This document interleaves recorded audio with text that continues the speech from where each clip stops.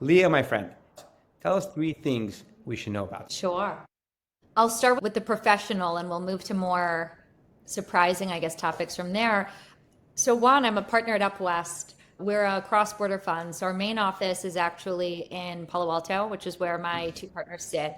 But I am here in Tel Aviv. So, what we do is we're an early stage fund. We lead or co lead pre seed and seed rounds for Israeli founded companies who are taking a very aggressive approach to US market entry. Our goal is to support teams in any industry sector, basically skip over all of the early validation that people do in Israel and do it in the US market from day one. We have the largest portfolio of Israeli startups headquartered in the US. We've been doing this since 2012. We've backed 100 Israeli funded companies to date and across many sectors. We were the first money into Sentinel-1, Honeybook, Stamply, Zenity, and others. And that's the game. So I'll tell you what I do within Upwest. We don't have an official delineation of responsibility within the partnership, but I tend to gravitate towards and spend most of my time in, now I say vertical AI, but I used to say vertical SaaS, plus fintech and healthcare.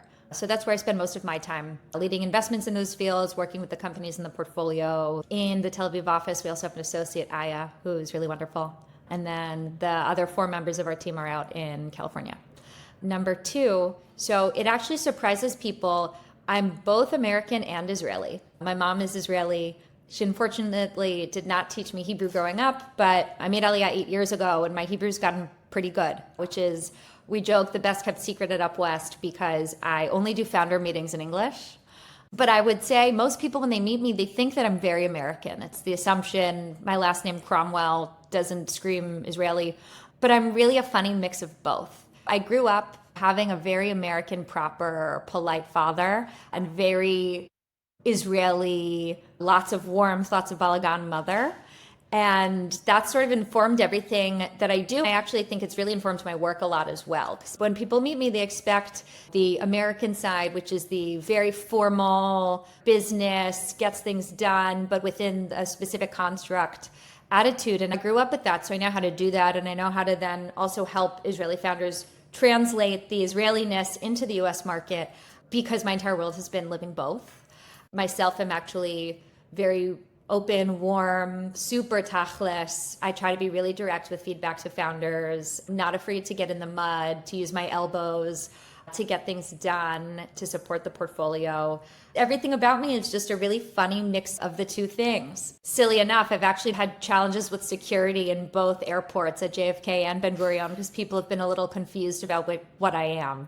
So truly a mix of both. I joke that I'm a mutt, which my dog also is, which actually brings me to my third thing, I guess, which is that I'm unhealthily obsessed with dogs. I have a dog named Ketem, which is Hebrew for spot. She's 16. Actually, today we're celebrating 5 years since I adopted her. She was 11 when I got her. She's my little angel.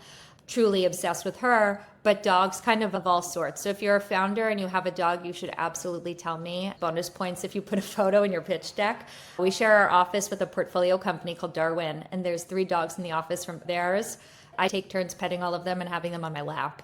Maybe it's not the best for my productivity, but it's really good for my inner peace. It brings me a lot of joy. So I think the cheat sheet is that when they're coming to you for a meeting or to pitch you, they should bring the dog with them. It's happened before. And then I ended up on the floor holding the dog during the meeting. Speaking about meetings and venture, how did you get into venture capital? I've been in venture for 8 years. I actually started my career in the US thinking I wanted to go into politics. So I went to Duke for undergrad. My major was public policy with minors in Spanish and economics. Somehow here I am in venture capital in the Middle East. But I thought that was the world I wanted to go into. I ended up doing some government internships and working on a presidential campaign, and realized along the way that actually it was not what brought me joy, to put it simply. So I ended up in tech. I was an early employee at a GovTech startup in DC called Fiscal Note. Joined them after their Series A. And I ended up then, after that job, I ended up actually working in financial services. I was a sell-side credit analyst at a boutique firm in New York called Credit Sites. In the TMT group, I was covering tech, media, and telco names, which has a connection to tech, but it's completely different when you're building a credit model on a publicly traded tech company versus what I now do, writing pre-seed and seed checks. Basically, long story short, I started interviewing with funds in New York, a mix of hedge funds and VC funds because my background actually lends itself more to hedge funds with the credit experience. And the VC scene was a bit nascent still in New York in 2017. Then I realized I wanted to move to Tel Aviv. My mom's Israeli. So I'd spent time here growing up. When I was in college, I did an exchange semester at Tel Aviv and just loved the experience and had always, romanticized the idea of living in Israel for a year or so.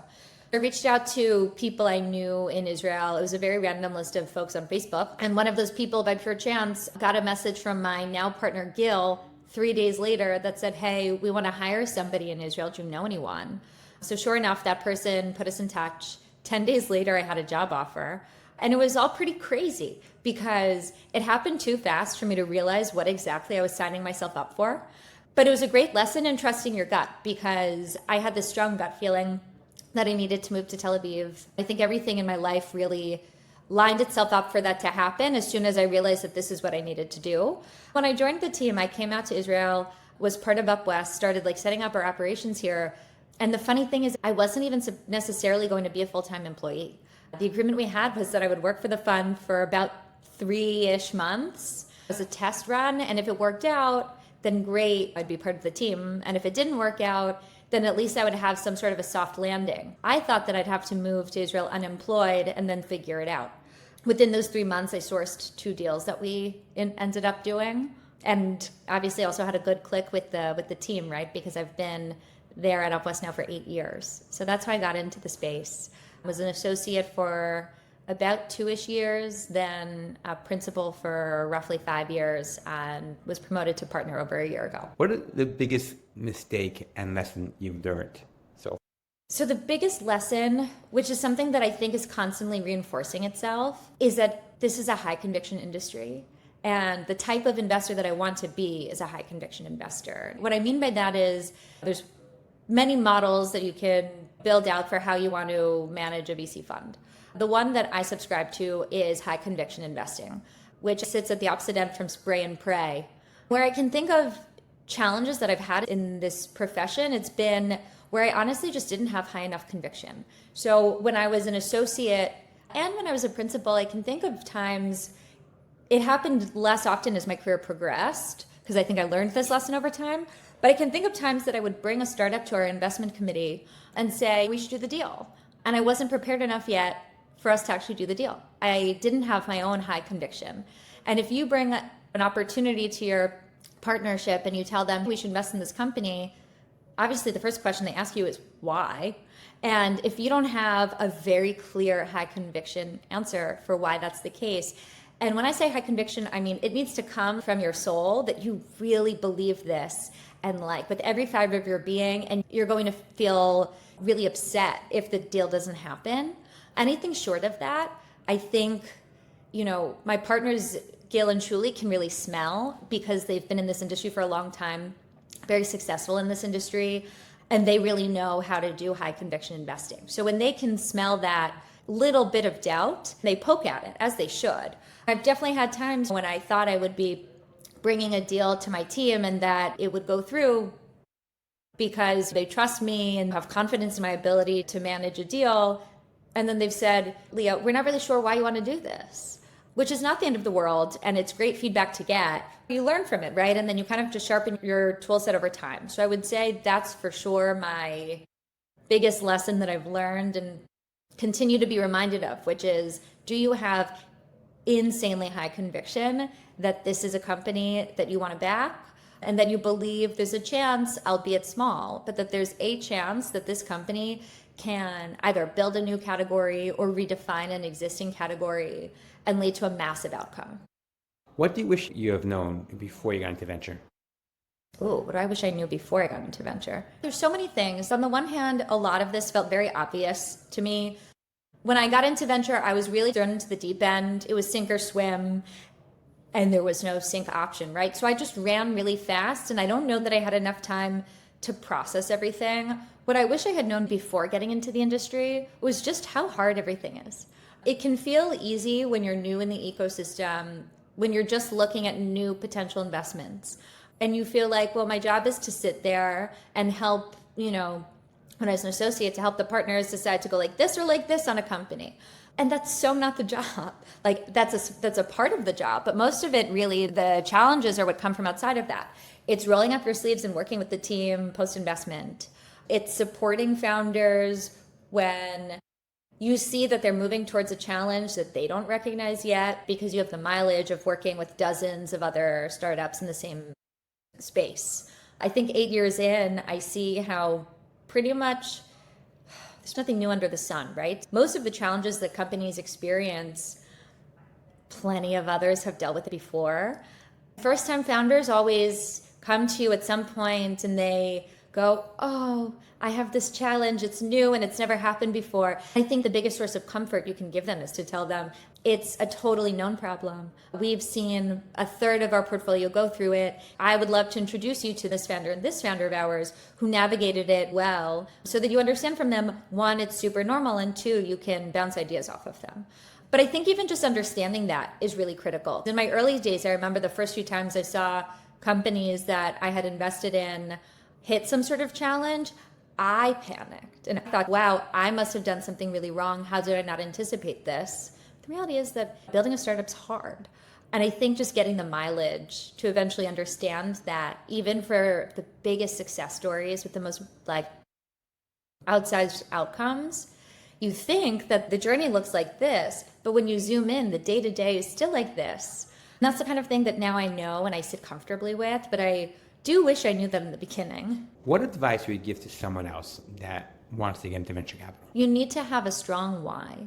So there's many pieces of advice that I would give, but if I'm going to pick one, it's that. We hired Aya to our team as an associate about 2 years ago. We got over 1,200 applications for her role. We did an intro interview with a little bit over 120 people. We extended one offer, which was to Aya. And first of all, she's incredible.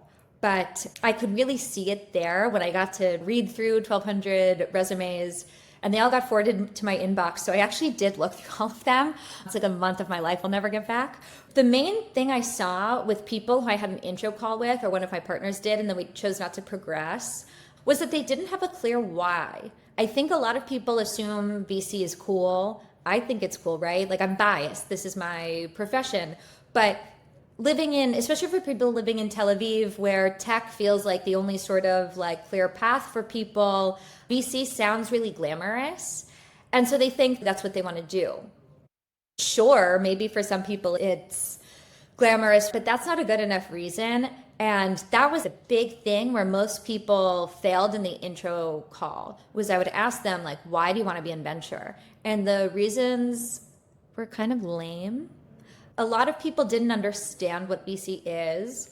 And I acknowledge there's a lot of nuance of it that you don't know before you've done it. That's fine. But like, they didn't really get what the asset class was or what the job looks like at all. Or they gave overly simple reasons. So I think that was step one for me in screening people out. The question that our previous guest left you was, what would you be doing if you were not in venture capital? I'm so embarrassed. It's funny because my Saba and Savta were both doctors.